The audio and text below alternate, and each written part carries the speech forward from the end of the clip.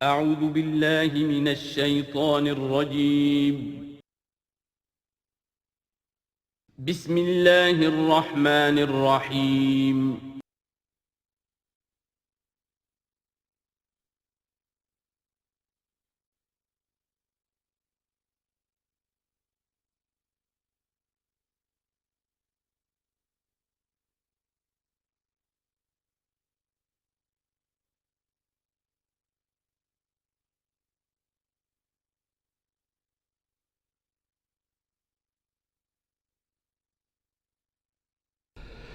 نحمده ونصلي على رسوله الكريم اما بعد فاعوذ بالله من الشيطان الرجيم بسم الله الرحمن الرحيم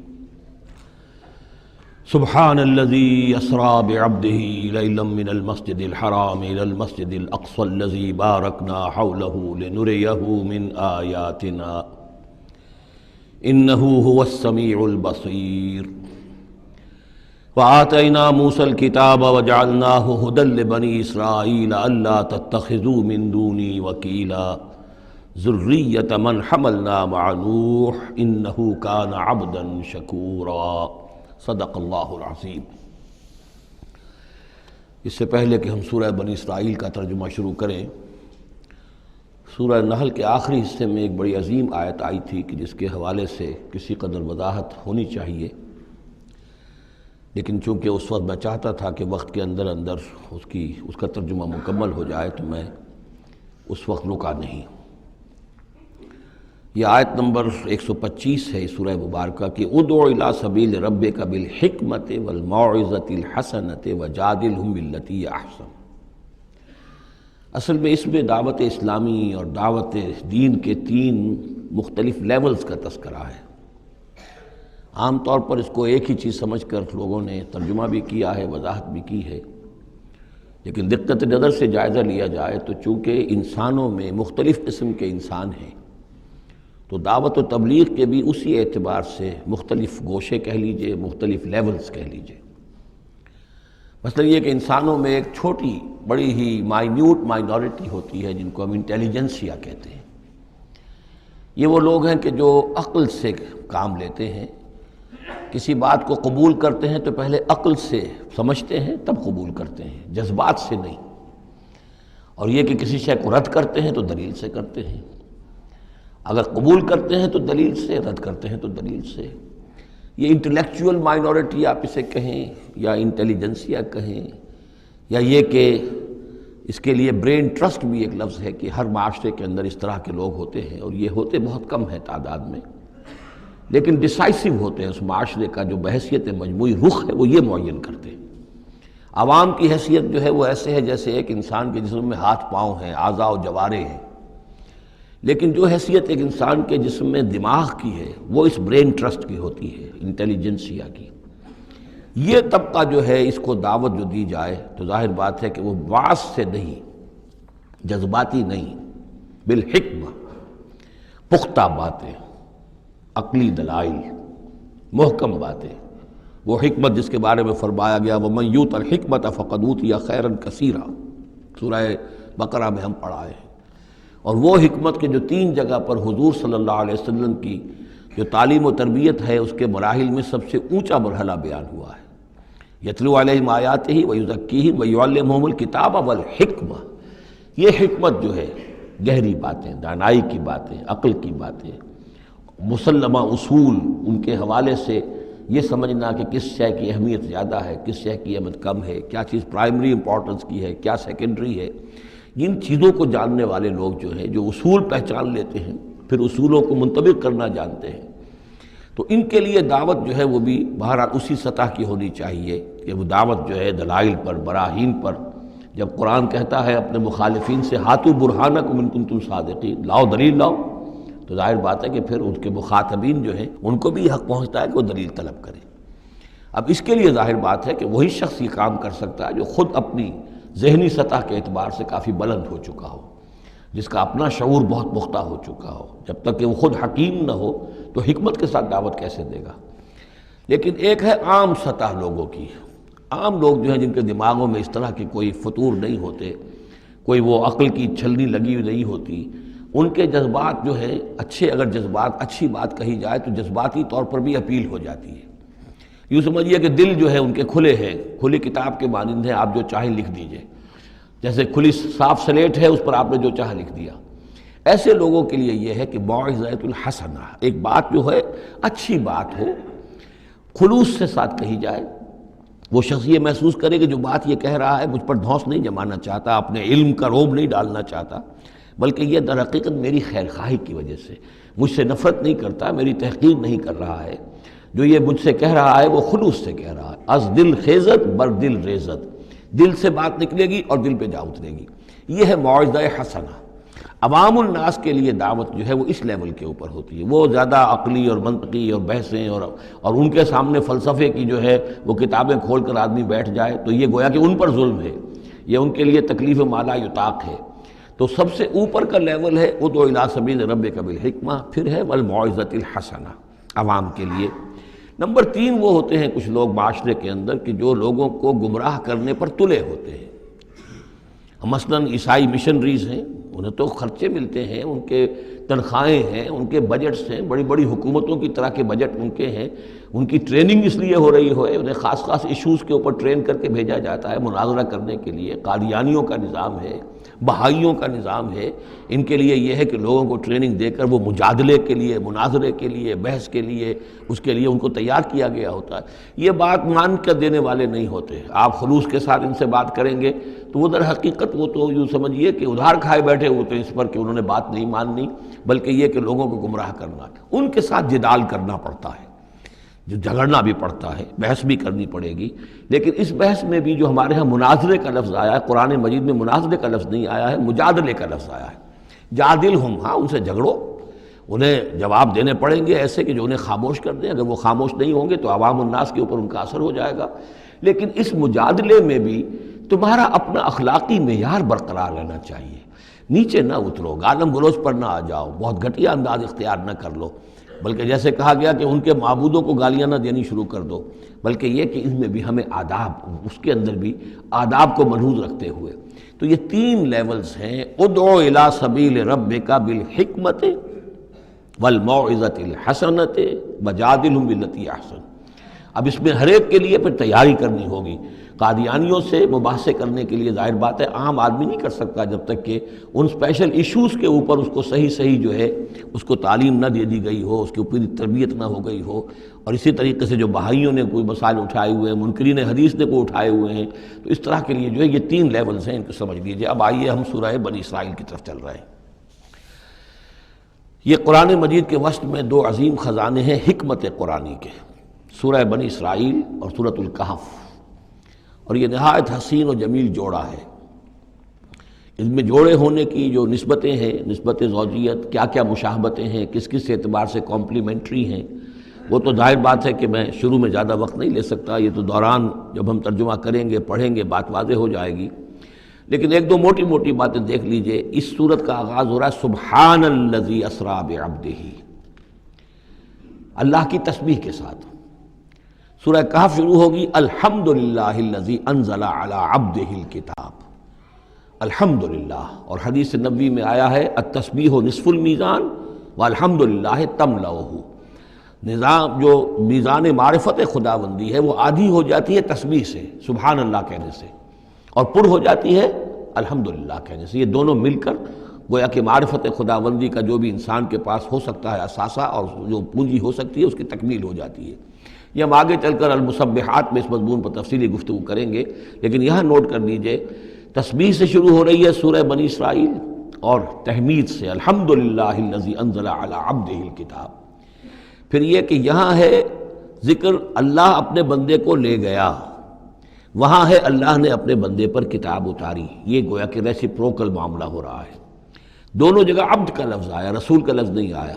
سبحان الذی اسریٰ بعبدہ، الحمدللہ الذی انزل علی عبدہ الکتاب۔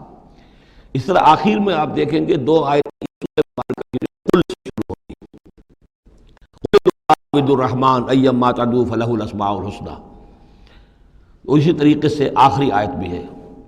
اور پھر اسی طریقے سے سورہ کہف کی بھی آخری 2 آیتیں قل سے شروع ہوگی۔ 4 قل ہیں، 4 قل تو سورتوں کے ہیں، قل یا ایھا الکافرون اور قل هو اللہ احد اور قل اعوذ برب الفلق اور قل اعوذ برب الناس، 4 قل بہت مشہور ہیں، لیکن یہ 4 قل جو ہیں 2 آیتیں قل والی یہ سورہ بنی اسرائیل کی آیت اور 2 آیتیں قل والی جو سورہ کہف نہایت عظیم آیات ہیں، اور ان دونوں میں بھی وہی ریسیپروکل نسبت ہوگی کی طرف کہ میں نے اشارہ کیا ہے۔ ایک اور خاص بات یہ ہے ان صورتوں میں کہ یہ اس طریقے سے انٹر لاکڈ ہے، جیسے ریل گاڑی کے 2 ڈبے ہوتے ہیں ان کو جوڑا ہوا ہوتا ہے بیچ میں، انٹر لاکڈ ہوتے ہیں۔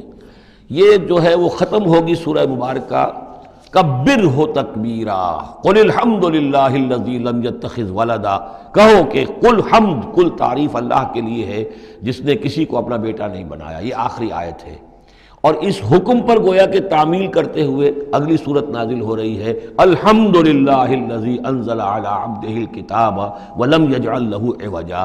اس طریقے سے یہ دونوں جوڑے جو ہیں باہم انٹرلاک بھی ہیں۔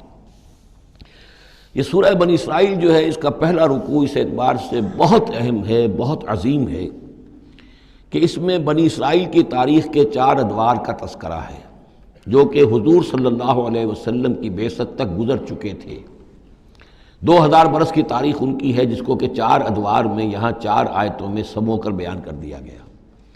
اس کا ہمارے لیے فائدہ کیا ہے کہ ایک حدیث نبوی میں آیا ہے لَيَأْتِيَنَّ عَلَىٰ أُمَّتِي مَا أَتَىٰ عَلَىٰ بَنِي إِسْرَائِيلَ حَزْوَ النَّعْلِ بِالنَّعْلِ، میری امت پر بھی وہ تمام حالات وارد ہو کر رہیں گے جو بنی اسرائیل پر وارد ہوئے، بالکل ایسے جیسے کہ ایک جوتی دوسری جوتی سے مشابہ ہوتی ہے۔ جوتیوں کا جوڑا زمین پر رکھا ہو تو آپ کو مختلف نظر آئیں گے، جوتیوں کے رخ جو ہیں وہ مختلف ہوں گے پنجوں کے حساب سے، لیکن اگر ان کے تلووں کو جوڑ دیں گے تو معلوم ہوگا کہ ان میں کوئی فرق نہیں ہے۔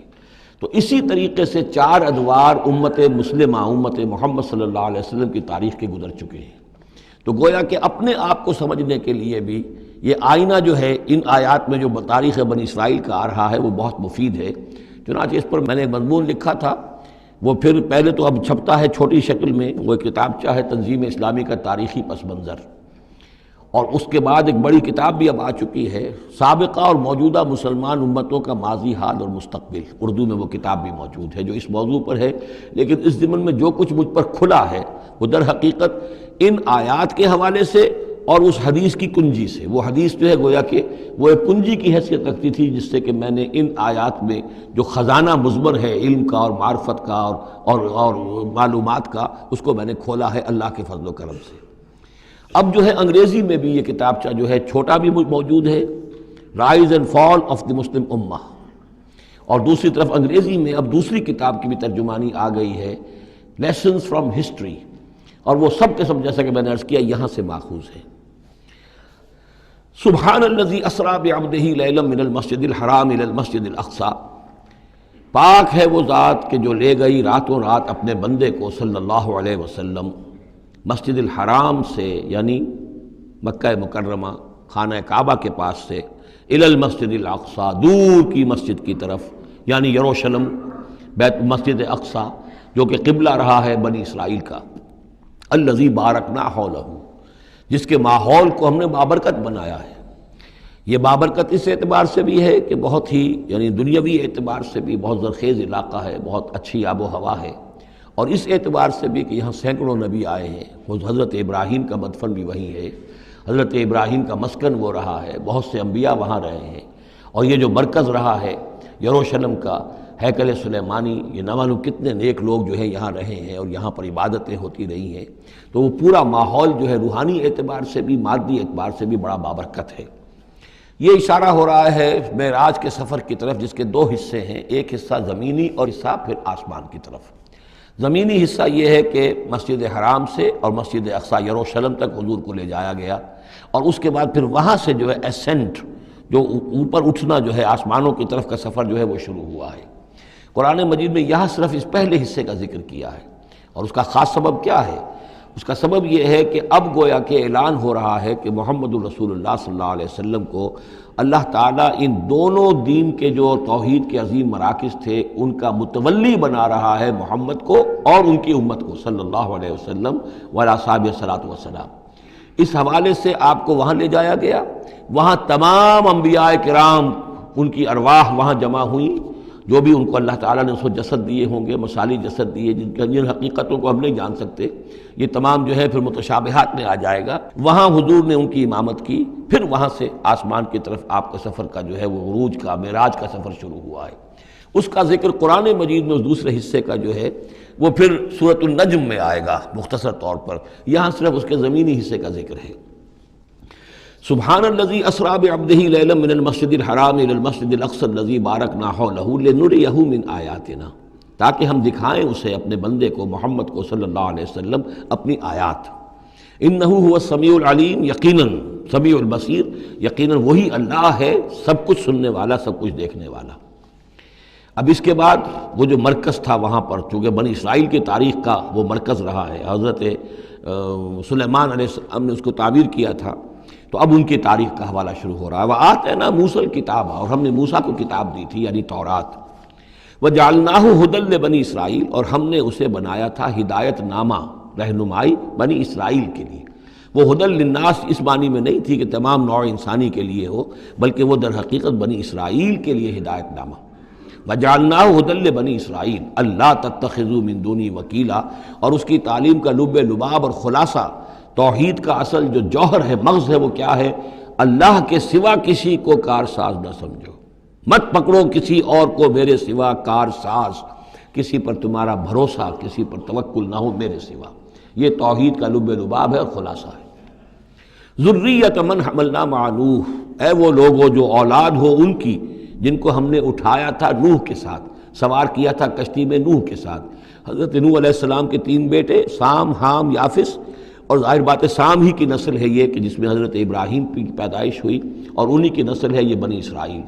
تو گویا کہ یہاں ذکر ہو رہا ہے کہ وہ جو لوگ حضرت نوح علیہ السلام کے ساتھ بچا لیے گئے تھے ان کی کشتی میں، انہی میں سے ایک کی نسل تم ہو۔ ذریۃ من حملنا مع نوح انہ کان عبدا شکورا، یقیناً وہ ہمارا بہت ہی شکر گزار بندہ تھا حضرت نوح علیہ السلام کے بارے میں۔ وقضینا الی بنی اسرائیل فی الکتاب لتفسدن فی الارض مرتین، اور ہم نے یہ پہلے ہی متنبہ کر دیا تھا بنی اسرائیل کو کتاب میں کہ 2 مرتبہ تم زمین میں بڑا فساد بچاؤ گے۔ وَلَتَعْلُنَّ عُلُوًّا كَبِيرًا، اور بہت ہی تم سرکشی کرو گے، بہت بڑی سرکشی کرو گے۔ یعنی 2 ادوار تم پر ایسے آئیں گے، شرارتیں کرو گے، سرکشی کرو گے، دین سے دور ہو جاؤ گے، لہو و لعب میں مبتلا ہو جاؤ گے، عیاشیوں کے اندر، اور اس میں تمہارا جو ہے اللہ تعالیٰ کی طرف سے پھر تمہارے اوپر عذاب کے کوڑے برسیں گے۔ اب یہاں پہ بٹوین دی لائن یہ ہے کہ اس سے پہلے ان کا ایک دور آیا کہ جس کے اندر ان کو اللہ تعالیٰ نے ان پر رحمتیں فرمائیں۔ چونکہ ہم کچھ چیزیں پڑھ چکے ہیں تاریخ بنی اسرائیل کے ضمن میں، وہ ذہن میں رکھیے۔ حضرت موسیٰ علیہ السلام لے کر نکلے بنی اسرائیل کو مصر سے، تو یہ 1400 قبل مسیح کی بات ہے۔ اس کے بعد وہ آئے ہیں، تورات انہیں ملی ہے جبکہ وہ جبل طور کے پاس پڑاؤ ڈالا ہے۔ وہاں سے پھر شمال مشرق کی طرف چلے ہیں، جب کہا گیا کہ جنگ کرو قوم نے انکار کر دیا، تو 40 برس تک کی سزا مل گئی ان کی بزدلی کی وجہ سے۔ 40 برس تک وہ اسی صحرا میں بھٹکتے پھرے۔ اسی دوران حضرت موسیٰ کا انتقال ہو گیا اور حضرت ہارون کا بھی انتقال ہو گیا۔ لیکن پھر صحرا میں جو نسل پیدا ہوئی وہ پلی بڑھی، وہ ہمت والی تھی، مشقت دیکھی ہوئی تھی اس نے پھر جنگ کی اور جہاد کیا۔ حضرت یوشع ابن نون جو خلیفہ اول تھے حضرت موسیٰ علیہ السلام کے، ان کی سرکردگی میں تو فلسطین فتح کر لیا۔ پہلا شہر جو فتح ہوا وہ اریحا یا جریکو ہے، تو آج بھی موجود ہے وہ شہر۔ اس کے بعد انہوں نے کچھ عرصے کے اندر پورا فلسطین فتح کر لیا، لیکن غلطی یہ کی کہ اس میں ایک مرکزی حکومت نہیں بنائی، بہت سے 12 حکومتیں، 12 قبیلے تھے، جیسے 12 چشمے ان کو دیے گئے تھے، 12 حکومتیں بنا لی۔ پھر آپس میں لڑنے بھی لگے، طوائف الملوکی ہوئی۔ تو آس پاس کے جو مشرک اور کافر قومیں تھیں سیریا وغیرہ میں اور آس پاس اردن کے رہنے والی، انہوں نے پھر جو ہے ان کے اندر ریشہ دوانی شروع کی، اور ایک دور یہ آیا کہ اس میں ان کو بہت سے لوگوں کو اپنے گھروں سے نکال دیا گیا، اور وہ لوگ بڑی ہی زوال سے دوچار ہو گئے۔ تب انہیں ہوش آیا، انہوں نے سموئیل نبی جو ان کے تھے ان سے کہا کہ ہمارے لیے سپہ سالار مقرر کیجئے، ایک سپہ سالار ہو تاکہ اس کے پیچھے ہم سب کے سب 12 کے 12 قبیلے جمع ہو کر جنگ کریں، تو پھر یہ کہ اپنے دشمنوں پر فتح حاصل ہو۔ یہ وقفہ تقریباً 300 برس کا ہے، جس کے بعد وہ جنگ ہوئی ہے طالوت اور جالوت کی، اور حضرت طالوت نے جالوت کو قتل کیا۔ پھر حضرت داؤد منظر پر آ گئے، پھر طالوت، حضرت داؤد اور حضرت سلیمان، یہ 3 ان کی حکومتیں ہیں تقریباً 100 برس پر پھیلی ہوئی۔ 16 برس طالوت کے، 40 برس حضرت داؤد کے، 40 برس حضرت سلیمان کے۔ یہ گویا کہ ان کی خلافت راشدہ ہے۔ جیسے ہمارے یہاں حضرت ابوبکر کا دور مختصر ہے، پھر حضرت عمر، پھر حضرت عثمان رضی اللہ تعالی عنہم، یہ مل کر جو ہمارے ہاں بنتے ہیں 24 برس 3 خلافتوں کے، ان کے ہاں یہ 100 برس کا عرصہ ہے۔ لیکن حضرت عثمان کے بعد آپ کو معلوم ہے کہ تقسیم ہو گئی تھی مملکت، اس لیے کہ حضرت علی رضی اللہ تعالی عنہ کی خلافت کو حضرت امیر معاویہ نے تسلیم نہیں کیا، تو شام اور مصر کے علاقے علیحدہ رہے۔ بالکل اسی طرح ہوا وہاں پر بھی کہ حضرت سلیمان کے بعد ان کے 2 بیٹوں میں جو مملکت تقسیم ہو گئی، ایک شمالی مملکت تھی جس کا نام اسرائیل تھا اور سامریہ اس کا دارالخلافہ تھا، ایک جنوبی تھی یہودا اور وہ اس کا جو ہے یا یروشلم اس کا دارالخلافہ۔ تو اس طریقے سے 2 ملک یہ بن گئے۔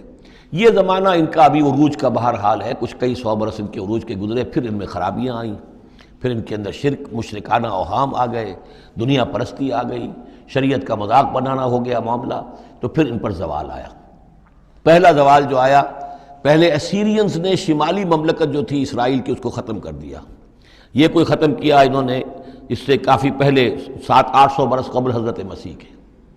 اس کے بعد جو اصل آیا ہے نبوکڈنضر جو نمرود تھا عراق کا، اس کا حملہ ہوا ہے 587 قبل مسیح میں، انہوں نے یروشلم کو برباد کیا، 6 لاکھ کو قتل کیا، 6 لاکھ کو قیدی بنا کے لے گیا، اور یہ کہ یروشلم میں 2 اینٹیں سلامت نہیں رہنے دیں، اور ہیکل سلیمانی کو مسمار کر دیا۔ یہ ان کا بدترین دور آیا، تقریباً 125 برس یہ کیپٹیوٹی میں رہے بیبیلونیا میں، 6 لاکھ کو ہانک کر لے گیا وہاں پر، بدترین دور۔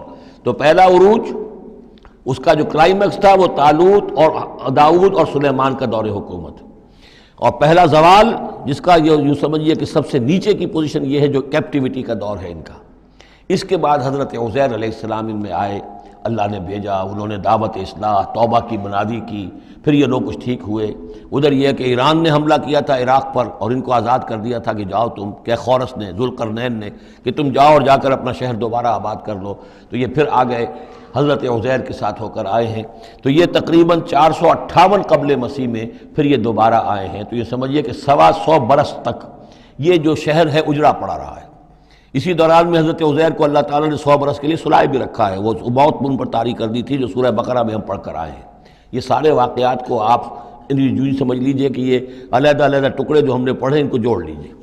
بہرحال پھر ان کے اندر یہ کہ ایک نیکی کی تحریک چلی، پھر ان کے اندر لوگوں نے توبہ کی، پھر اللہ نے انہیں دوبارہ ایک عروج عطا کیا، مکابی سلطنت قائم ہوئی، اور وہ جہاں تک دنیاوی حدود ہیں، زمینی حدود، وہ حضرت سلیمان کی مملکت سے بھی بڑی تھی۔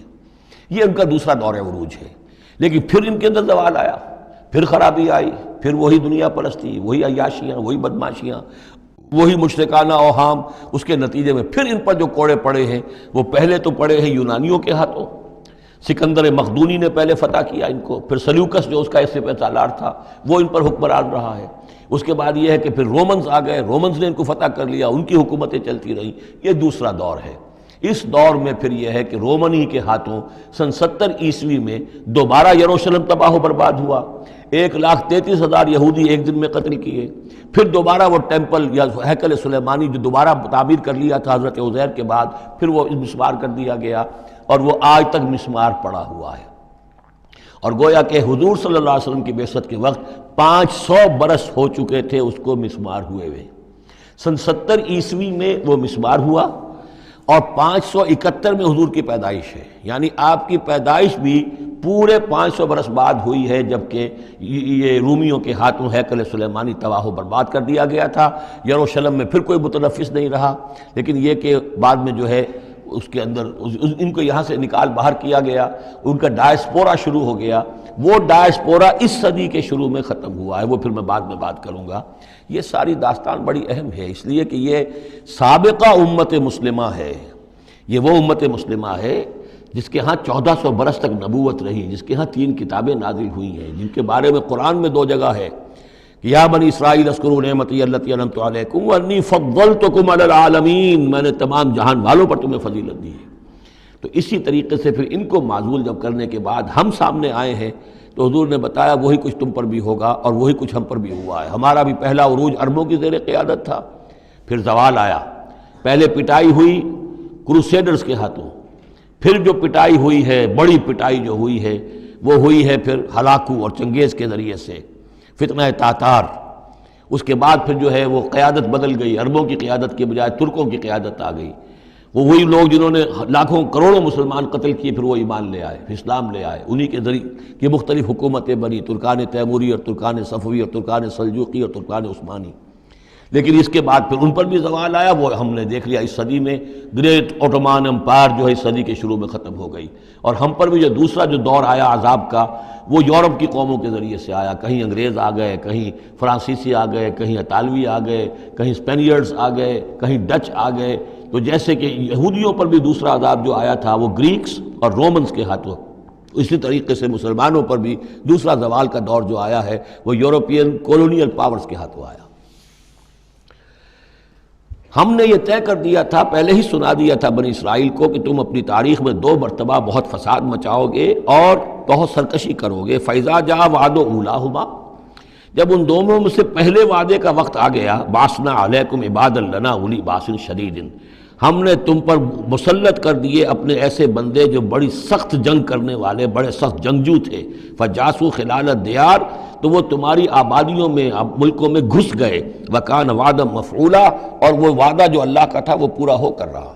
یعنی جب تم شرارت کرو گے، جب تم دین سے برگشتہ ہو جاؤ گے، جب تم اللہ کی کتاب کو اور اللہ کے قانون کو جو ہے وہ مذاق اور ہنسی بنا لو گے، تو پھر تم پر ہمارے عذاب کے کوڑے پڑیں گے۔ یہ میں بتا چکا ہوں، پہلے یہ کوڑے آئے اسیرینز کے ہاتھوں جنہوں نے ختم کر دیا اسرائیلی مملکت کو، پھر یہ آئے نیبوکڈنیزر کے ہاتھوں، بیبیلونینز کے ہاتھوں، جس نے کہ یروشلم کو بھی برباد کیا، 6 لاکھ کو قتل کیا، 6 لاکھ کو ساتھ لے گیا اور ہیکل سلیمانی مسمار کر دیا۔ ثم رددنا لکم الکرۃ علیہم، پھر ہم نے تمہاری باری لوٹائی ان پر۔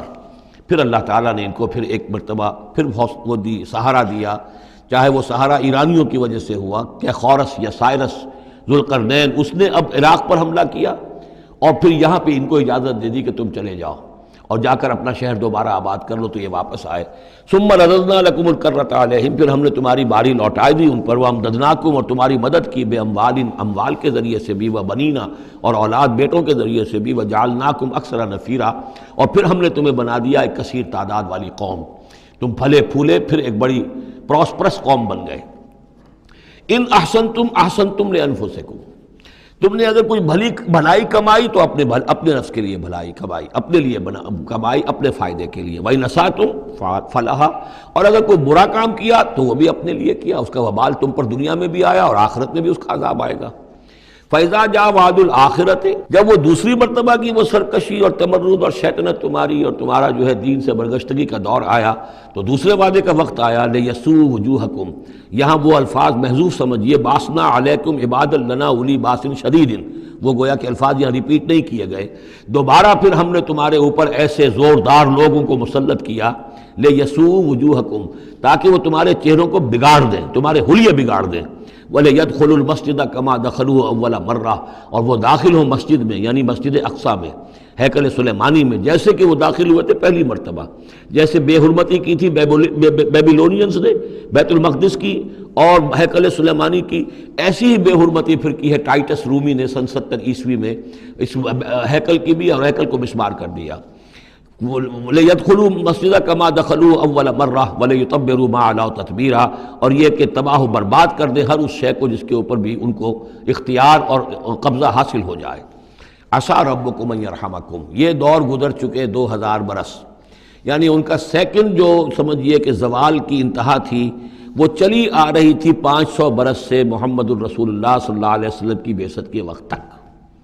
ایک عروج، ایک زوال، پھر عروج، پھر زوال، اور زوال کو 500 برس ہو گئے تھے جب کہ حضور کی بعثت ہوئی اور یہ قرآن نازل ہوا۔ ان حالات میں کہا جا رہا ہے عسیٰ ربکم ان یرحمکم، تمہارا رب اب بھی تم پر رحم فرمانے کو تیار ہے، ممکن ہے کہ تمہارا رب تم پر رحم کرے۔ وَإِنْ عُدْتُمْ، اگر تم نے وہی روش اختیار کی، وہی کفر کیا، وہی حق کو ماننے سے انکار کیا اور اعراض کیا، عدنا، پھر ہم وہی کچھ کریں گے جو ہم نے پہلے کیا تھا۔ وَجَعَلْنَا جَهَنَّمَ لِلْكَافِرِينَ حَصِيرًا، اور ہم نے کافروں کے لیے جہنم کو تو باڑا بنا رکھا ہے، جیل تو بنا رکھی ہے ہم نے جو ان سب کا احاطہ کر لے گی۔ جس طرح کہ جانوروں کے باڑے میں بند کر دیا جاتا ہے، اسی طریقے سے قید خانہ ہم نے تیار کر رکھا۔ آخرت کا قید خانہ تو ہے ہی، اس دنیا میں بھی تم پر عذاب کے کوڑے برسیں گے۔ ان ھذا القرآن یہدی للتی ہی اقوم، دیکھو اب یہ قرآن جو ہم نازل کر رہے ہیں اپنے بندے محمد پر صلی اللہ علیہ وسلم، یہ گویا کہ اب شاہ درا ہے، اللہ کی رحمت میں داخل ہونا ہے تو اس سے داخل ہونا ہوگا، اس کو مانو تو تمہارے لیے اللہ کی رحمتوں کے دروازے پھر کھل جائیں گے۔ جو بھی اللہ نے وعدے کیے ہیں اپنے اس آخری نبی اور ان کی امت کے لیے، تم بھی اس میں شامل ہو جاؤ گے، انہی کی برکتوں سے تم بھی حصہ پاؤ گے۔ ان ھذا القرآن یہدی للتی ہے اقوم، یقیناً یہ قرآن ہے جو اب راستہ دکھا رہا ہے اور رہنمائی کر رہا ہے اس راہ کی طرف جو سب سے سیدھی ہے، اقوم۔ وَيُبَشِّرُ الْمُؤْمِنِينَ، اور بشارت دیتا اہل ایمان کو، الَّذِينَ يَعْمَلُونَ الصَّالِحَاتِ، جو نیک عمل بھی کریں، أَنَّ لَهُمْ أَجْرًا كَبِيرًا، کہ ان کے لیے بہت بڑا اجر ہے، وَأَنَّ الَّذِينَ لَا يُؤْمِنُونَ بِالْآخِرَةِ۔ اب دیکھیے جہاں بھی وہ بات آتی ہے عمل کی خرابی کی تو ایمان بالآخرہ کا تذکرہ، اور وہ لوگ کہ جو ایمان نہیں رکھتے آخرت پر، آتدنا لہم عذابا علیما، ان کے لیے تو ہم نے فراہم کیا ہوا ہے دردناک عذاب۔ یہ پہلا رکوع 10 آیات کا بہت ہی اہم ہے تاریخی اعتبار سے، اور اس کو سمجھنا چاہیے۔ یہ خد و خال یہ ہماری ہی گویا کہ امت مسلمہ ایک ہم ہیں، الحمدللہ امت محمد میں شامل ہیں، لیکن یہ بھی ایک امت مسلمہ تھی، یہ سابقہ امت مسلمہ ہے، اور ابھی یہ ختم نہیں ہوئی، یہ موجود ہے۔ اگر ڈپوزڈ ہے، معزول کر دی گئی ہے، وہ دوسری بات ہے، اور تقریباً 2000 برس سے یہ بڑے سختیوں کے اندر تھی، لیکن اب تقریباً 100 برس سے یہ ابھر کر آ گئی ہے، اور یوں سمجھیے کہ اب 2 پتنگیں اوپر چڑھ رہی ہیں۔ ایک سابقہ امت مسلمہ کی 1917 سے چڑھنی شروع ہوئی، بالفور ڈکلریشن، 1948 میں اسرائیل بن گیا، 1967 میں اسرائیل کی جو توسیع ہو گئی، 1991 میں آپ کو معلوم ہے کہ جو اس کا اربوں میں ایک ہی دشمن ہو سکتا تھا جس سے اسے خطرہ تھا، عراق، اس کا برکس نکال دیا گیا۔ اب وہ اس پورے علاقے کے اندر تو ایک اتنی بڑی طاقت ہے کہ کسی عرب ملک کے اندر یہ جرت نہیں ہے کہ وہ اسرائیل کا مقابلہ کر سکے۔ لیکن یہ کہ امت مسلمہ میں بھی رینائسنس شروع ہوا ہے، یہ بھی اپنے انتہائی زوال کو پہنچ چکی تھی اس صدی کے آغاز میں۔ پہلی جنگ عظیم کے بعد جب سلطنت عثمانیہ ختم ہوئی، خلافت ختم ہو گئی 1924 میں، تو اس کے بعد سے یہاں بھی ایک رینائسنس شروع ہو چکا ہے۔ یہاں بھی پھر آزادی کی تحریکیں چلیں، پھر جو ریوائیول کی تحریکیں، احیائی تحریکیں، جماعت اسلامی کی تحریک، اخوان کی تحریک، مخزومی پارٹی، اسی طریقے سے جو ایران میں تھے فدائی، یہ تحریکیں چل رہی ہیں۔ تو اس کو بھی جاننا بہت ضروری ہے کہ یہ جو صدی ہماری گزری ہے، اب ختم ہو رہی ہے، اس صدی کے دوران ہمارا ایک زوال کا عمل بھی چل رہا تھا، اور ایک یہ کہ ایک نئی ایک ترقی کی طرف بھی ہم آگے بڑھے ہیں رفتہ رفتہ۔ یہ دونوں پروسیس سائیڈ بائی سائیڈ، مرج البحرین یلتقیان بینہما برزخ لا یبغیان، یہ دونوں عمل چل رہے ہیں۔ ان تمام چیزوں کا صحیح اندازہ ہونا چاہیے، ذہن میں خاکہ ہونا چاہیے، تاکہ کوئی شخص دین کی خدمت کر رہا ہو تو اسے معلوم ہو زمان و مکان کے اعتبار سے میں کہاں ہوں، کس جگہ کھڑا ہوں، ماضی کیا ہے، سامنے کیا ہے، داہنے بائیں کیا حالات ہیں۔ تو یہ ساری چیزیں جو ہیں ان کو سمجھنا بہت ضروری ہے۔ چنانچہ وہ جو میں نے چند کتابوں کا تذکرہ کیا ان کو غور سے پڑھیے، 2 مختصر ہیں، 2 ذرا اس سے بڑی ہیں۔ وَيَدْعُو الْإِنسَانُ بِالشَّرِّ دُعَاءَهُ بِالْخَيْرِ، اور انسان پکار بیٹھتا ہے شر جبکہ وہ پکار رہا ہوتا ہے اپنے نزدیک خیر۔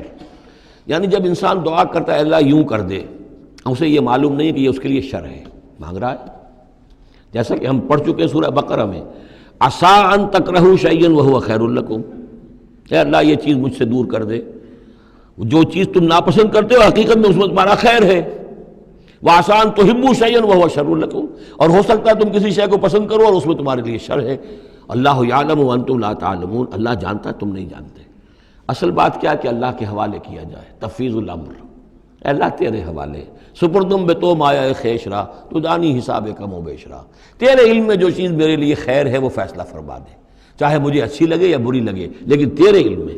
اللہم انی استخیرک بعلمک واستقدرک بقدرتک واسألک من فضلک العظیم، میں تو تیری قدرت سے قدرت چاہتا ہوں، تیرے علم سے خیر چاہتا ہوں، مجھے کیا پتا کس شے میں خیر ہے کس میں شر ہے، تو جانتا ہے۔ لیکن انسان کیا ہے، وہ تو اپنی عقل کو آگے رکھتا ہے، اے اللہ یوں کر دے، ایسا ہو جانا چاہیے، حالانکہ اس کو نہیں معلوم کہ بے وقوف جو شے مانگ رہا ہے وہ اس کے لیے خیر نہیں ہے، شر ہے۔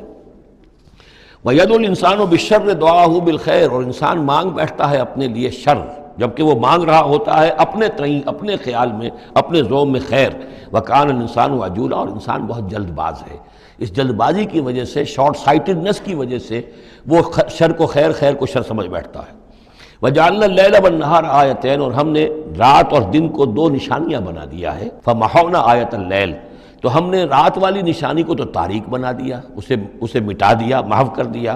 وجعلنا آیۃ النہار مبصرۃ، اور دن والی نشانی کو ہم نے سجھانے والی بنا دیا، روشن کر دیا. لتبتغوا فضلا من ربکم، تاکہ اس روشنی کے اندر تم اپنے رب کا فضل تلاش کرو، تمہاری جو معاشی جد و جہد ہے اس کے لیے بھاگ دوڑ کر سکو. ولتعلموا عدد السنین والحساب، اور دن اور یہ رات کا جو فرق ہے اور تفاوت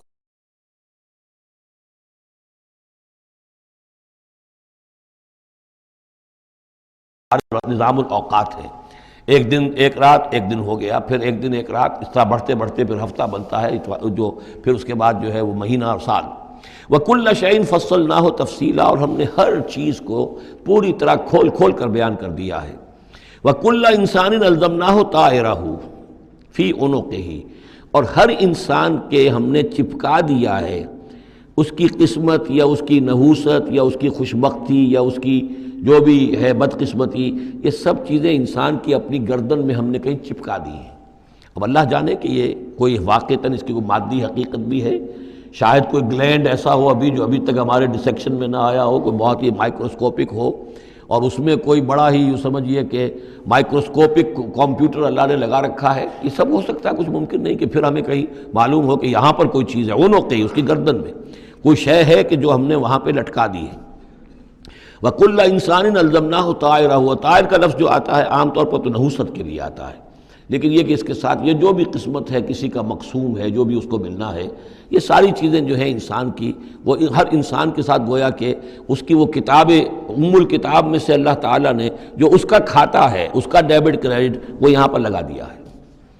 وَنُخْرِجُ لَهُ يَوْمَ الْقِيَامَةِ كِتَابًا يَلْقَاهُ مَنشُورًا، اور ہم نکال لیں گے اس کے لیے قیامت کے دن اسے ایک کتاب کی شکل میں جسے وہ پڑھے گا، کھلی ہوئی کتاب. یعنی یہیں پر شاید وہ کوئی لگا ہوا ہے، کوئی ریکارڈر ہے کہ جس کے اندر وہ سارے ہمارے افعال و اعمال ریکارڈ ہو رہے ہیں، چاہے وہ کتنا ہی مائکروسکوپک ہو، اور اس کے بعد اس کو نکال کر جو ہے وہ رکھا جائے. یہ ایک چپ کے اندر، آپ کو معلوم ہے چپسی کا تو سارا کھیل اس وقت دنیا میں چل رہا ہے، اس میں آپ کی پوری زندگی کی فلم موجود ہے، آپ نے ایک ایک حرف جو زبان سے نکالا وہ موجود ہے، آپ کے ذہن میں جو جو خیالات آتے رہے وہ موجود ہے، آپ کے دل میں جو جو نیتیں پروان چڑھتی رہی وہ موجود ہے. وہ ایک چپ جو ہے کفایت کرے گا.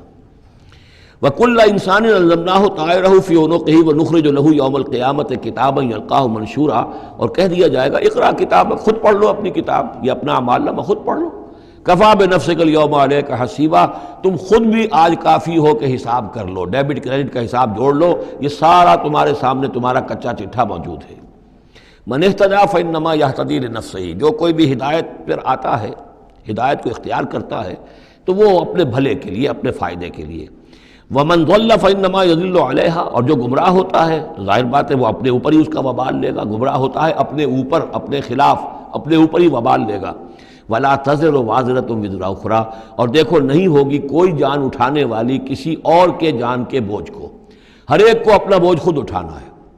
جو بھی آپ کے اعمال کا انبار ہے وہ آپ کے کندھوں پر ہوگا، کوئی اور نہیں اٹھا سکے گا. وما كنا معذبين حتى نبعث رسولا ومن ضل ولا تزر وازرة وزر اخرى وما كنا معذبين حتى نبعث رسولا. یہ میں نے پہلے بھی حوالہ دیا تھا. آج یہ اللہ کی سنت رہی ہے کہ کسی قوم کے اوپر عذاب ہلاکت، عذاب استیصال، چھوٹے عذاب تو آتے رہتے تھے، لیکن یہ کہ بڑا عذاب جس سے کہ قوم کو نسیہ منسیہ کر دیا جائے، جیسے قوم نوح اور قوم ہود اور قوم صالح پر آئے وغیرہ، ان کے بارے میں اللہ کا قانون یہ ہے کہ جب تک رسول کو نہ بھیج دیا جائے، رسول حق کا حق ہونا واضح نہ کر دے، کوئی اشتباہ نہ رہے، حق مبرہن ہو جائے، اتمام حجت ہو جائے. رسلا مبشرین و منذرین لئلا یکون للناس علی اللہ حجت بعد الرسل، پھر اس کے بعد عذاب آتا تھا. وما كنا معذبین حتی نبعث رسولا، ہم عذاب دینے والے نہیں رہے ہیں جب تک کہ رسول نہ بھیج دیں. وَإِذَا أَرَدْنَا أَن نُهْلِكَ قَرْيَةً أَمَرْنَا مُتْرَفِيهَا، اور جب ہم فیصلہ کر لیتے تھے کہ کسی بستی کو یا کسی علاقے کے رہنے والوں کو ہلاک کرنا ہے تو پھر ہم کھلی چھوٹ دے دیتے تھے اس کے جو مرفہ الحال لوگ ہوتے تھے، دولت والے، پیسے والے، ان کی رسی دراز کرتے تھے. فَفَسَقُوا فِيهَا، وہ خوب ادھم مچاتے تھے، فسق و فجور، لہو و لعب، عیاشیاں، بدماشیاں، اس کا بازار گرم کر دیتے تھے. فحق علیہ القول، یہاں تک کہ وہ گویا کہ بھٹی پوری طرح دہک جاتی تھی اور وہ بستی یا وہ علاقہ جو عذاب الہی کا پورے طور پر مستحق ہو جاتا تھا. وحق علیہ القول فدمرناها تدمیرا، تو پھر ہم اسے، اس بستی کو اکھاڑ کر پٹخ دیتے تھے، اللہ کی طرف سے عذاب آ جاتا تھا. یعنی یہ بتایا جا رہا ہے کہ عذاب آنے میں سب سے بڑا حصہ جو ہوتا ہے کسی قوم کے سرمایہ داروں کا ہوتا ہے، ان کی رنگ رلیاں، ان کے جو بھی ان کے عیش اور ان کی عیاشیاں اور ان کی بدماشیاں جو ہیں، در حقیقت وہ عوام اگر روک نہیں رہے تو وہ بھی مجرم ہو گئے۔ ہاں جو روکنے والے ہیں، نہیں منکر کرنے والے، ان کو اللہ تعالیٰ بچا لیتا ہے، ورنہ یہ کہ جن لوگوں نے ان کو روکا نہیں، گویا کہ وہ انہی کے حکم میں ہیں۔ وَكَمْ أَهْلَكْنَا مِنَ الْقُرُونِ مِنْ بَعْدِ نوح، اور کتنی ہی نسلوں اور قوموں کو ہم نے ہلاک کیا ہے نوح کی قوم کے بعد۔ وَكَفَىٰ بِرَبِّكَ بِذُنُوبِ عِبَادِهِ خَبِيرًا بَصِيرًا، اور آپ کا رب کافی ہے لوگوں کے گناہوں سے واقف ہونے کے اعتبار سے، وہ جانتا ہے۔ کفیٰ بِرَبِّكَ بِذُنُوبِ عِبَادِهِ خَبِيرًا بَصِيرًا، خبیر اور بصیر ہونے کے اعتبار سے خوب جانتا ہے کس نے کیا کمایا ہے، کس نے کون کون سے گناہ جو ہیں اپنے نامہ اعمال میں درج کرائے ہیں۔ یہ جو اب آیتیں آ رہی ہیں یہ اس موضوع پر، اگرچہ یہ موضوع جو ہے قرآن مجید میں بار بار آتا ہے، لیکن یہ مقام اس موضوع کے لیے ذروۂ سنام ہے قرآن کا، چوٹی یہ ہے اس موضوع پر۔ وہ موضوع کیا ہے؟ من کان یرید العاجلۃ عجلنا لہ فیہا ما نشاء لمن نرید، جو کوئی عاجلہ کا طلبگار بنتا ہے، اس دنیا ہی کا طالب ہے، یہیں کا عیش، یہیں کا آرام، یہیں کی دولت، یہیں کا نام، یہیں کی شہرت، یہیں کا اقتدار، بس یہیں کا چاہیے، یہی چاہیے۔ من کانا یرید العاجلۃ، جو ارادہ کر رہا ہے اسی کا، عجلنا لہ فیہا، تو ہم جلد دے دیتے ہیں اسے اس میں سے، کچھ دولت دے دیں گے، کچھ اور شہرت دے دیں گے، کچھ دنوں کے لیے وزیر اعظم بنا دیں گے، کچھ اور کر دیں گے، ان کی محنت جو ہے اس کو کسی نہ کسی درجے میں کامیاب کر دیں گے، لیکن دو شرطوں کے ساتھ۔ ما نشاء لمن نرید، جتنا ہم چاہیں گے اور جس کے لیے چاہیں گے۔ یہ ضروری نہیں کہ ہر شخص جو دنیا کا طالب ہے دنیا اسے مل ہی جائے۔ بہت سے ایسے لوگ ہوتے ہیں وہ ساری عمر اپنے آپ کو ہلکان بھی کر دیتے ہیں، دنیا پھر بھی ہاتھ نہیں آتی، ایسا بھی ہوتا ہے۔ یہ اللہ کا فیصلہ ہوتا ہے، جتنا ہم چاہتے ہیں، جس کو چاہتے ہیں، دنیا میں اس کی محنت کا نتیجہ دے دیتے ہیں۔ من کان یرید العاجلۃ عجلنا لہ فیہا ما نشاء لمن نرید ثم جعلنا لہ جہنم، پھر چونکہ وہ طالب دنیا کا تھا، اس میں سے ہم نے انہیں دے دیا جتنا چاہا، پھر اس کے لیے ہم جہنم مقرر کر دیتے ہیں، یصلاھا مذموما مدحورا، اس میں وہ داخل ہوگا مذمت زدہ ہو کر اور دھکے دیے جا کر۔ اب دوسری طرف من اراد الآخرۃ، اب یہ ہے اصل شے جس کو لٹمس ٹیسٹ میں کہتا ہوں۔ ہر شخص اپنے گریبان میں جھانکے، میں طالب آخرت ہوں یا طالب دنیا ہوں؟ دنیا کی بجائے یہ لفظ عاجلہ آیا ہے، دنیا بھی مؤنث ہے، ادنا قریب کی شے کو کہتے ہیں ادنا، اور اس کا مؤنث دنیا۔ عاجل جلدی والی شے، دنیا جو ہے یہ زندگی نقد ہے، اور یہ فوری طور پر ہے، یہاں کی جو راحت ہے وہ بھی نقد ہے، یہاں کی تکلیف ہے وہ بھی نقد ہے، فوری طور پر محسوس ہو جاتی ہے۔ آخرت کی راحت بھی ابھی وہ بعد میں آنے والی شے ہے، اور وہاں کا عذاب بھی بعد میں آنے والا، اس لیے وہ آخرہ ہے۔ تو آخرہ کے مقابلے میں یا دنیا کا لفظ آئے گا یا عاجلہ کا لفظ آئے گا۔ من کان یرید العاجلۃ عجلنا لہ فیہا ما نشاء لمن نرید ثم جعلنا لہ جہنم یصلاھا مذموما مدحورا ومن اراد الآخرۃ وسعی لہا سعیہا وہو مومن، جو آخرت کا طالب ہو اور صرف کہنے میں نہ ہو، بات کرنے میں زبانی کلامی نہ ہو، بلکہ یہ کہ واقعتاً اس کے لیے ویسی محنت کرے جیسی کہ آخرت کے لیے کرنی چاہیے، یہ شرط عین ہے۔ وَسَعَى لَهَا سَعْيَهَا، اس دنیا کے لیے کتنی بھاگ دوڑ کرتے ہو، اس کے ساتھ ذرا مقابلہ کرو، آخرت اس کے مقابلے میں کتنی قیمتی ہے، کتنی بھاگ دوڑ اس کے لیے ہونی چاہیے۔ وَسَعَى لَهَا سَعْيَهَا وَهُوَ مُؤْمِنٌ، ایمان بھی رکھتا ہو اور اس کے لیے ویسی محنت کرے جیسی کہ اس کے لیے کی جانی چاہیے۔ فَأُولَٰئِكَ كَانَ سَعْيُهُمْ مَشْكُورًا، یہ وہ لوگ ہوں گے کہ جن کی سعی جو ہے اللہ تعالیٰ کے ہاں اس کی قدر کی جائے گی، قدر افزائی کی جائے گی۔ اللہم ربنا اجعلنا منہم، کافی کٹھن مقام ہے، آسان نہیں ہے، بڑی شرطیں ہیں جو اللہ نے لگائی ہیں۔ ومن اراد الآخرۃ وسعى لها سعیہا وہو مومن فاولئک کان سعیہم مشکورا اللہم ربنا اجعلنا منہم کلا نمد ہؤلاء وہؤلاء من عطاء ربک۔ باقی یہ کہ اس دنیا کی زندگی میں تو ہم مدد پہنچا رہے ہیں ان کو بھی اور ان کو بھی، اہل ایمان کو بھی، طالب آخرت کو بھی، طالب دنیا کو بھی دے رہے ہیں۔ جب ہم نے امتحان کے لیے یہاں رکھنا ہے تو راشن تو دینا ہی ہے، کھانے پینے کے لیے تو مجرموں کو بھی اور مومنوں کو بھی اور مسلموں کو بھی کچھ نہ کچھ دینا ہے، سبسسٹنس تو ہمارے ذمے ہے۔ یہ تیرے رب کی عطا میں سے ہے، وما کان عطاء ربک محظورا، اور آپ کے رب کی عطا جو ہے وہ روکی نہیں جا سکتی۔ یعنی مسلمان یہ چاہیں کہ کافروں کو کچھ نہ دیا جائے، یہ نہیں، یہاں کا معاملہ ہم نے کھلا چھوڑا ہوا ہے، اس میں یہ کہ آپ چاہیں انہیں کچھ نہ ملے، وہ یہ آپ کی بات پوری نہیں ہوگی۔ انظر کیف فضلنا بعضهم علی بعض، دیکھو کیسے ہم نے بعض کو بعض پر فضیلت دی ہے، دنیا میں مال و اسباب میں دی ہے، ذہنی صلاحیتوں میں دی ہے، اور مختلف اعتبارات سے فضیلتیں دی ہیں۔ وَلَلْآخِرَةُ أَكْبَرُ دَرَجَاتٍ وَأَكْبَرُ تَفْضِيلًا، لیکن آخرت جو ہے وہ درجے کے اعتبار سے اور فضیلت کے اعتبار سے بہت بڑی ہوگی۔ یہاں کتنا فرق پڑ جائے گا، کوئی محل میں رہ رہا ہے، کوئی کٹیا میں رہ رہا ہے۔ اچھا وہ 20 سال رہ لے گا محل میں، یہ 20 سال رہے گا کٹیا میں، کتنا فرق پڑ گیا۔ لیکن وہاں جو ہے ہمیشہ ہمیشہ کے لیے رہنا ہے، روح و ریحان و جنت نعیم، جنات و عدن میں، یا ہمیشہ کے ہمیشہ رہنا ہے جہنم کے اندر، وہ کتنا فرق ہوگا۔ یہاں کا کیا فرق ہے؟ کچھ بھی نہیں، مرنا اسے بھی ہے اسے بھی ہے۔ چاہے اس کے لیے بڑے سے بڑے ڈاکٹر موجود ہیں اور یہ کہیں پہ جا کے علاج کرا لے، موت اس کو بھی آئے گی، موت اس کو بھی آ جائے گی۔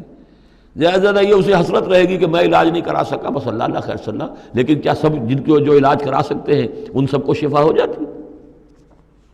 کتنے ہی ہیں لاکھوں روپیہ خرچ کر کے آتے ہیں، اس کے بعد بھی وہ شفا تو نہیں ہوتی۔ لا تجعل مع اللہ الہا آخر، اللہ کے ساتھ کسی اور کو الہ نہ بناؤ۔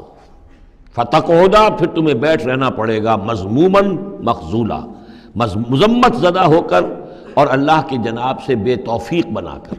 اللہ تعالیٰ جو ہے خذلان الہی، مخذولا، بے یار و مددگار چھوڑ دے گا۔ پھر اس کے بعد یہ دو رکوع جو ہیں یہ بہت اہم ہیں، جیسا کہ میں نے عرض کیا تھا، یہ حضرت عبداللہ ابن عباس رضی اللہ تعالیٰ عنہما کے نزدیک یہ تورات کی تعلیم کا نچوڑ ہے، 10 commandments, the Quranic version of 10 commandments. تورات میں جو احکام عشرہ آئے تھے اس کا یہ قرآنک ورژن ہے جو یہاں پر آ رہا ہے۔ اس کا خلاصہ ہم پہلے پڑھ چکے ہیں سورہ انعام کے آخری حصے میں، یہاں ذرا وہی باتیں ہیں کہ ذرا تفصیل سے آئی ہیں۔ وَقَضَىٰ رَبُّكَ أَلَّا تَعْبُدُوا إِلَّا إِيَّاهُ، تیرے رب نے فیصلہ کر دیا ہے کہ نہیں پوجو گے سوائے اس کے کسی کو۔ وَبِالْوَالِدَيْنِ إِحْسَانًا، اور اللہ کے اور والدین کے ساتھ احسان، نیک سلوک۔ یہ چوتھا مقام آ گیا جہاں کہ اللہ، تیسرا مقام آیا ہے، چوتھا مقام سورہ لقمان میں آئے گا، اللہ کے حقوق کے فوراً بعد والدین کے حقوق۔ اما یبلغن عندک الکبر، اگر پہنچ ہی جائیں وہ دونوں بڑھاپے تک تمہارے پاس، احدہما، وہ اکیلے، کوئی ایک ان میں سے، او کلاہما، یا دونوں، یعنی والدین اس بڑھاپے کی اور ضعیفی کی عمر کو پہنچ گئے، یا والد فوت ہو گئے والدہ ضعیفی کی عمر کو پہنچ گئی، یا والدہ فوت ہو گئی والد ضعیفی کی عمر کو پہنچ گئے، یا دونوں کے دونوں ضعیفی کی عمر کو پہنچ گئے۔ اما یبلغن عندک الکبر احدہما او کلاہما فلا تقل لہما اف، تو انہیں اف تک مت کہو، جھڑکنا نہیں، ولا تنہرہما، ان کو جھڑکو مت، وقل لہما قولا کریما، ان سے بات کرو نرمی کے ساتھ، ادب کے ساتھ۔ کسی وقت ان کی بات ٹالنی بھی پڑ جاتی ہے، ابا جان یہ بات تو میں نہیں کر سکتا، میری مجبوری ہے، لیکن سختی کے ساتھ نہیں۔ ایسی بات نہ ہو کہ جس سے ان کا دل دکھے کہ آج یہ میرے سامنے سینہ تان کر بات کر رہا ہے، کل یہی تھا وہ جو چھوٹا چھوٹا سا لپٹتا تھا میری ٹانگوں میں آ کر، اور وہ یہی ہے جسے میں گود میں لیے پھرتا تھا، یہ دل دکھے نہ۔ وَاخْفِضْ لَهُمَا جَنَاحَ الذُّلِّ مِنَ الرَّحْمَةِ، یہ آ گیا جو میں نے کہا تھا، والدین کے لیے بھی اپنے بازوؤں کو، کندھوں کو عاجزی کے ساتھ ان کے سامنے جھکا کر رکھو، سینہ تان کر بات نہ ہو ان سے، بات جب بھی ہو معلوم ہو کہ جھکے ہوئے ہیں، ان کا ادب کر رہے ہیں۔ وَقُلْ رَبِّ ارْحَمْهُمَا كَمَا رَبَّيَانِي صَغِيرًا، اور دعا کیا کرو کہ اے میرے رب ان پر رحم فرما دونوں پر، جیسے کہ انہوں نے ہمیں پالا، مجھے پالا جب کہ میں چھوٹا سا تھا، میں تو سب سے زیادہ ضعیف تھا، کمزور تھا، میرے لیے غذا کا، میرے آرام کا، مجھے تکلیف ہو تو تڑپتے یہ تھے، تو اے پروردگار اب ان کے احسانات کا میں کیا بدلہ چکا سکتا ہوں، میں تجھ ہی سے درخواست کرتا ہوں کہ جو کچھ احسانات انہوں نے مجھ پر کیے ہیں تو ان کو، ان کے طفیل، تو ان کی خطائیں بخش دے اور ان پر رحم فرما۔ وَقُلْ رَبِّ ارْحَمْهُمَا كَمَا رَبَّيَانِي صَغِيرًا رَبُّكُمْ أَعْلَمُ بِمَا فِي نُفُوسِكُمْ، تمہارا رب واقف ہے خوب جو کچھ تمہارے دلوں میں ہوتا ہے۔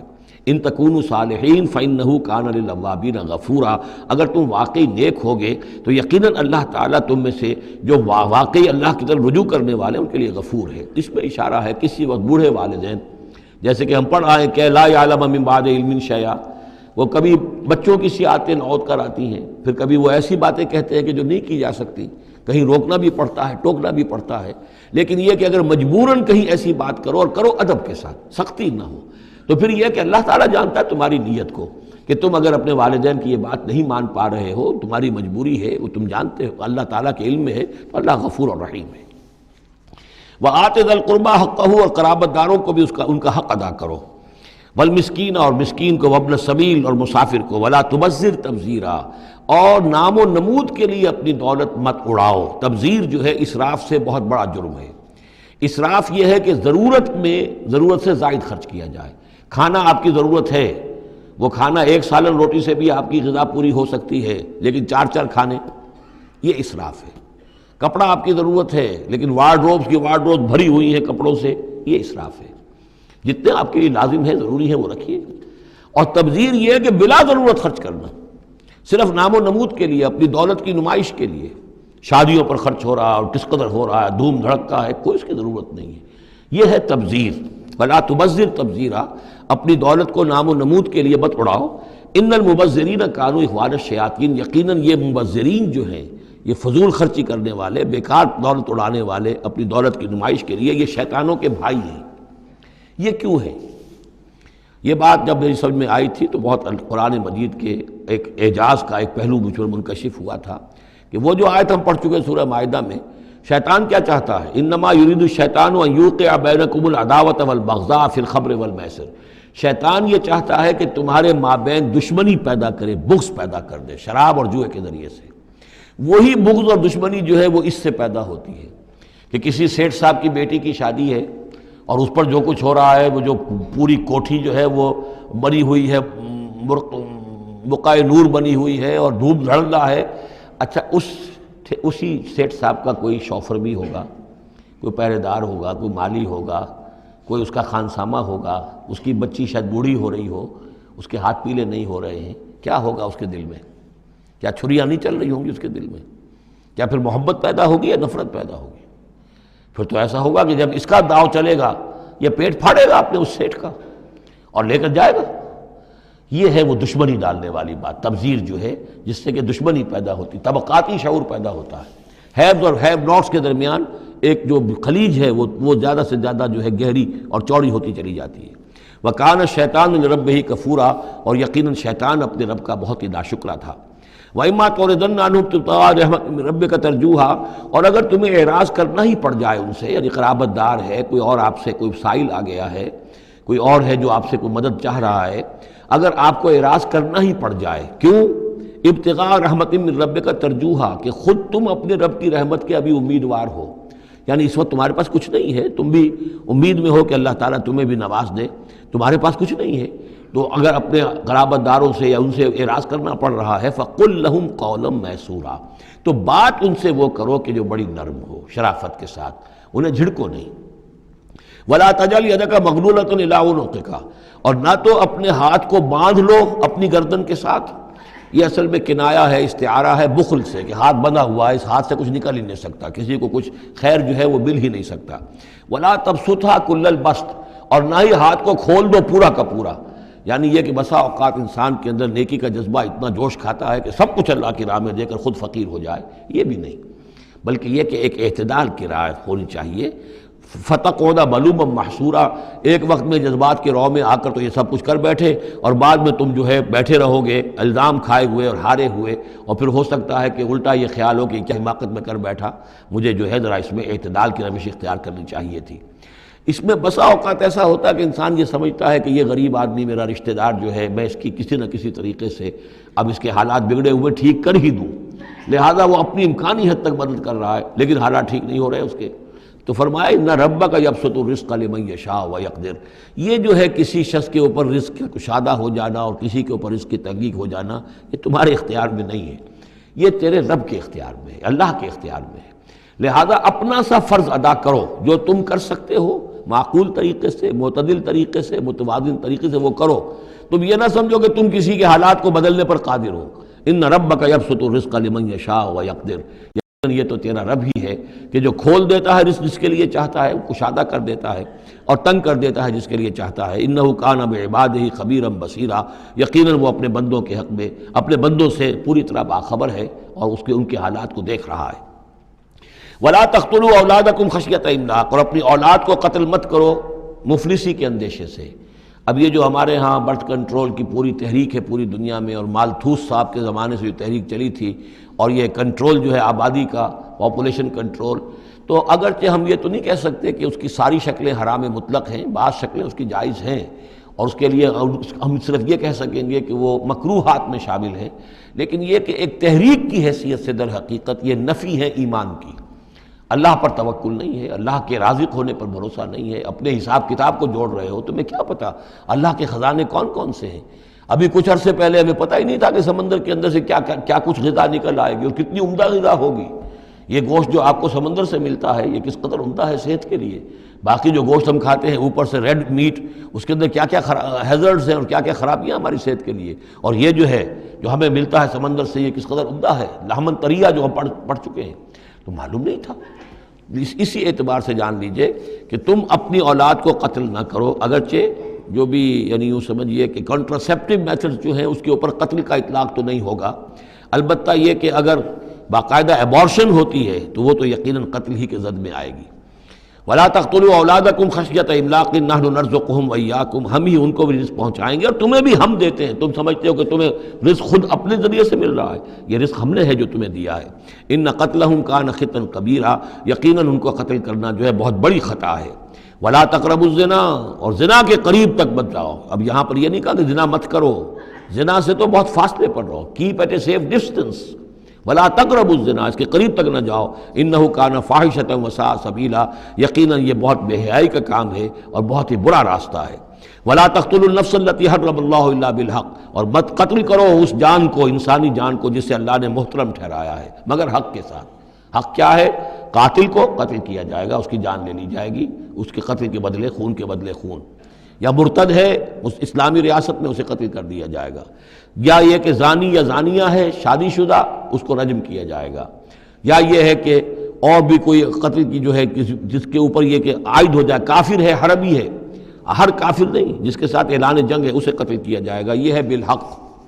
ومن قتل مظلوما، اور جسے قتل کر دیا گیا مظلوم طور پر بغیر یعنی کسی حق کے ظلم سے، فقط جعلنا لولیہ سلطانا، تو اس کے ولی کو ہم نے ایک اختیار دیا ہے، اس کے اختیار ہے اب جو مقتول ہے اسلامی قانون میں اس کے ورثاء کو اختیار حاصل ہے، چاہے تو وہ قاتل کی جان لے لے، اصرار کریں اس پر کہ ہم خون کا بدلہ خون، جان کا بدلہ جان لیں گے، چاہے اسے معاف کر دیں، اور چاہے تو خون بہا لے کر اور جو رقم لے کر جو ہے اس کو معاف کر دیں۔ یہ تین شکلیں ہیں، لیکن اختیار ان کے پاس ہے، حکومت کے پاس نہیں ہے، کوئی جج یہ فیصلہ نہیں کر سکتا، کوئی صدر مملکت جو ہے اس کا مختار نہیں ہے، جو ہمارے دستور میں ان کو اختیار دے رکھا ہے وہ اسلام کے صریح منافی ہے۔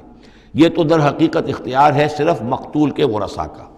فلا یسرف فی القتل، تو وہ بھی قتل میں حد سے تجاوز نہ کرے، یہ نہ کرے کہ ایک آدمی قتل کیا اس کے قبیلے والوں نے ہم ان کے 10 قتل کریں گے، نہیں، یہ نہیں، بلکہ یہ کہ ایک قاتل جو ہے در حقیقت قتل کے بدلے اسی قاتل کی جان لی جائے گی۔